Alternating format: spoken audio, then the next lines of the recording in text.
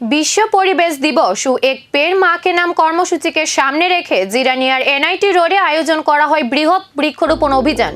PWD রাষ্ট্রবাদী সংঘ সংগঠনের উদ্যোগে রাস্তার ধারে প্রায় 400টি চারা গাছ রোপণ করা হয়। পরিবেশ সংরক্ষণ এবং আগামী প্রজন্মের জন্য একটি সবুজ ও বাসযোগ্য পৃথিবী গড়ে তোলার বার্তাই ছিল এই উদ্যোগের মূল লক্ষ্য।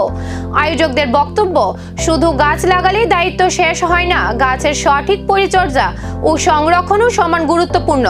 জলবায়ু পরিবর্তনের চ্যালেঞ্জ মোকাবিলা এবং পরিবেশের ভারসাম্য রক্ষায় বৃক্ষরোপণের পাশাপাশি জনসচেতনতা বাড়ানোর উপরও জোর দেওয়া হয়।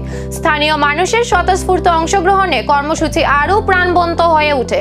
ভবিষ্যতেও এইভাবে সবুজায়নের এই উদ্যোগ ধারাবাহিকভাবে চালিয়ে যাওয়ার আশ্বাস দিয়েছে সংগঠন।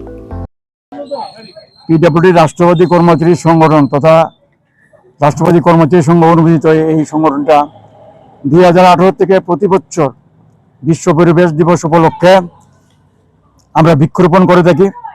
সারা ত্রিপুরা রাজ্যে আমরা আজকের দিন থেকে 5000 গাছ লাগানোর সিদ্ধান্ত নিয়েছি। আজকে জিরানিয়া এনআইটি রোডে আমরা 400 গাছ লাগিয়ে এর উদ্বোধন করলাম। আমাদের এখানে আছেন যেমন নগর পঞ্চায়েত এবং বন দূষণের হাত থেকে পরিবেশকে রক্ষা করে আমাদের মূল উদ্দেশ্য।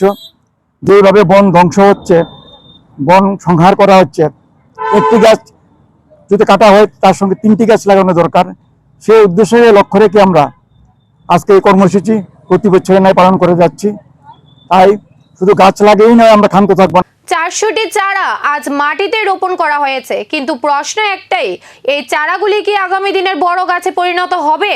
বৃক্ষরোপণের পাশাপাশি সঠিক পরিচর্যাই এখন সবচেয়ে বড় চ্যালেঞ্জ।